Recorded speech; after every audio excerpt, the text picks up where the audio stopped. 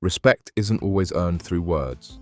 Sometimes the most powerful person in the room is the one who hasn't said a thing. We've all seen it. Someone walks in, doesn't rush to speak, doesn't demand attention, yet the entire room shifts. Heads turn, people pause. Without uttering a single word, that person takes control of the space. It's not magic, it's mastery of presence. You don't need to talk louder, argue harder, or constantly prove yourself to earn respect. In fact, those who do often come across as insecure. Real authority is quiet. It's measured. It lives in the way you move, the way you stand, the way you look someone in the eye and hold your ground. Think about the last time someone earned your respect before they opened their mouth. Was it the way they carried themselves, the way they listened, the confidence they radiated? That's what we're talking about here. This isn't about arrogance or pretense. It's about subtle power, the kind that doesn't need to be announced. If you've ever felt overlooked in a room full of noise, this is how you flip the dynamic. Starting now, your body speaks before you do. Long before you introduce yourself, make a point, or defend your ideas, people are already making decisions about you. And those decisions are rarely based on your words. They're based on how you carry yourself. Start with posture. The difference between slouching and standing upright isn't just visual, it's psychological. People instinctively associate a straight, open stance with confidence and control.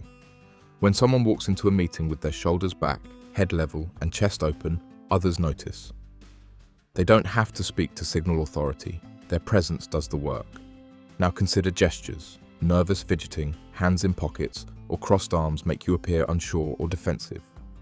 On the other hand, deliberate hand movements, palms visible, slow and steady, reinforce confidence. Watch seasoned speakers. Their gestures match their pace and reinforce their message. That control earns silent respect. Facial expressions matter too. A calm, neutral face with occasional small, appropriate expressions signals that you're composed and engaged. An expression of steady focus tells people you're not rattled. Think of a courtroom. The most respected person often isn't the one speaking the most, but the one observing quietly with a steady gaze. Take this real-life example. A junior employee attends a high-stakes strategy meeting. They don't say much, but they sit straight, make eye contact with each speaker, and nod subtly at key moments. They're not performing, just fully present. After the meeting, a senior manager approaches them, not because of what they said, but because of how they listened. That's body language working in silence. In tense situations, nonverbal behavior becomes even more powerful. Imagine a heated team argument. One person leans forward, clenches fists, and speaks over others.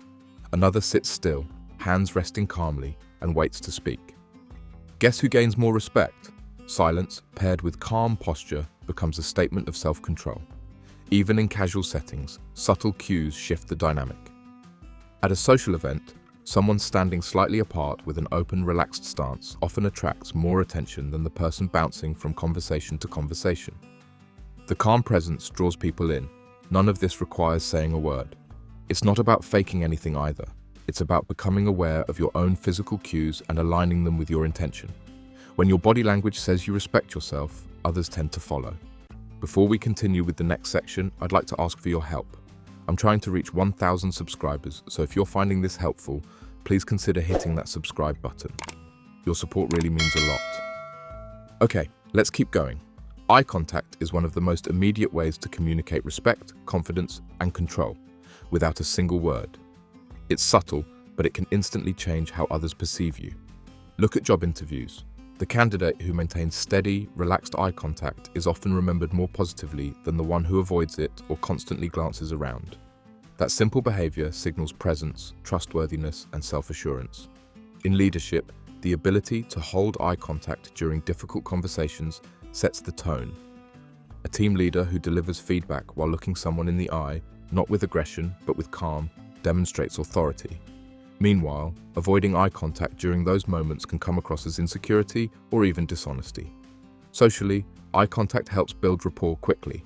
You're at a dinner party and you meet someone new.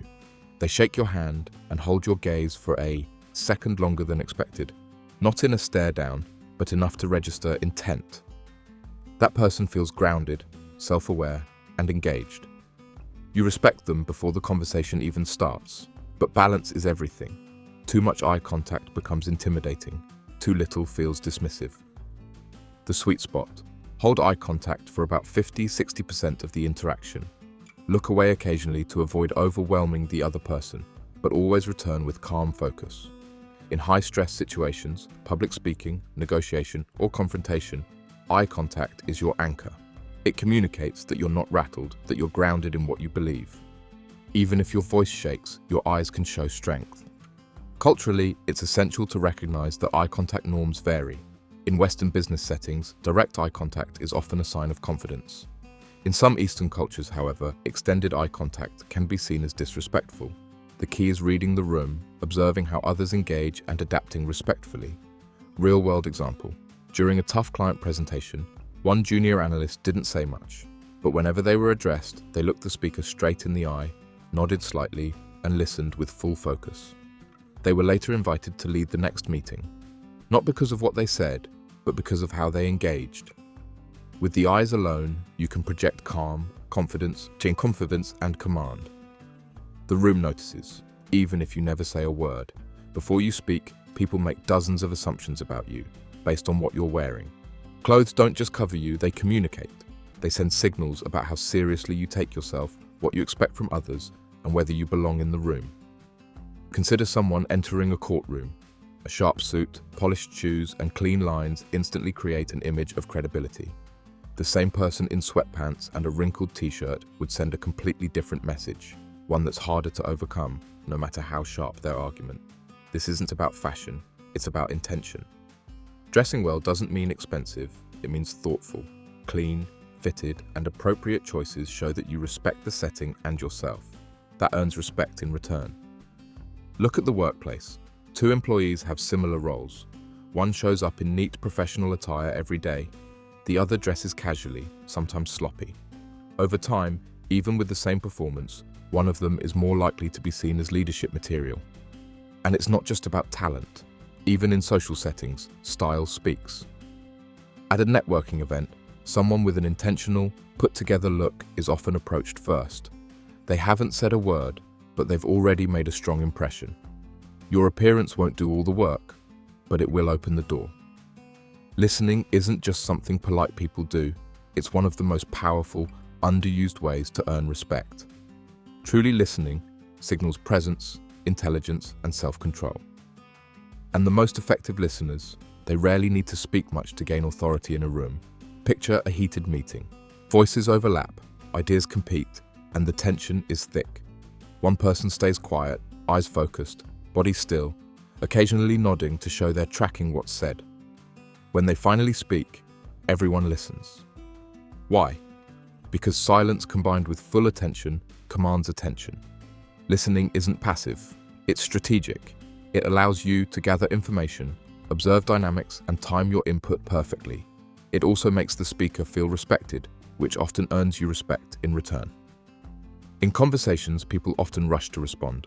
But when you slow down, pause before replying, and let others fully express themselves, it changes the tone. They feel heard. You appear thoughtful. That impression lasts longer than any clever reply. Body language plays a crucial role here.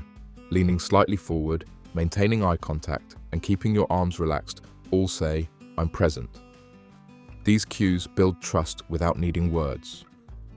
At a networking event, for example, someone who listens more than they talk often stands out.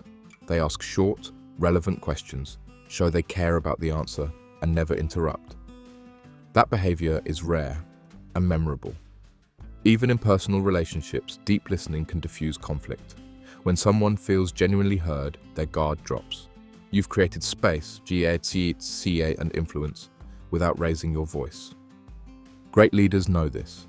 They speak less, listen more, and act with precision. It's not about staying silent, but about listening actively and speaking intentionally. Want to be taken seriously without dominating the room? Start listening like you mean it. People will notice and respect you for it. You can speak with elegance and dress with precision, but if your actions don't align with your image, respect fades quickly. The quietest way to build real authority: be consistent in what you do, how you show up, and what you stand for. People trust what they can predict. When your behavior is steady over time, others feel secure in your presence. Whether it's showing up early, meeting deadlines, or handling pressure calmly, repeated action builds credibility far more effectively than one-time performance. Think about a colleague who always follows through. They don't talk themselves up, but their work is solid, their timing is reliable, and they don't overpromise. Without asking for attention, they become someone others count on. Respect follows naturally. Now compare that with someone who's impressive one day and scattered the next. Even with talent, inconsistency creates doubt. That person might be admired, but not trusted. In leadership, consistency builds authority faster than charisma. A manager who listens with the same patience on Monday morning as Friday afternoon sends a clear message. I can be counted on. That steadiness is more powerful than any speech. Even in personal life, your values show through repetition. Do you keep your word? Are your reactions measured? That kind of consistency creates quiet strength, one people instinctively respond to. Respect isn't earned through moments, it's built in patterns, and those patterns speak volumes even when you stay silent. Theory becomes power when it's applied. Silent influence doesn't live in isolated techniques. It comes alive in real interactions where subtle signals shift perception long before words are spoken. Here are a few examples where respect is earned through presence, not speech. At a promotion meeting, 3 candidates are up for consideration. 2 of them speak energetically, pitching their achievements. The third says less, but arrives early, greets everyone with calm eye contact, sits upright, and listens fully during the discussion.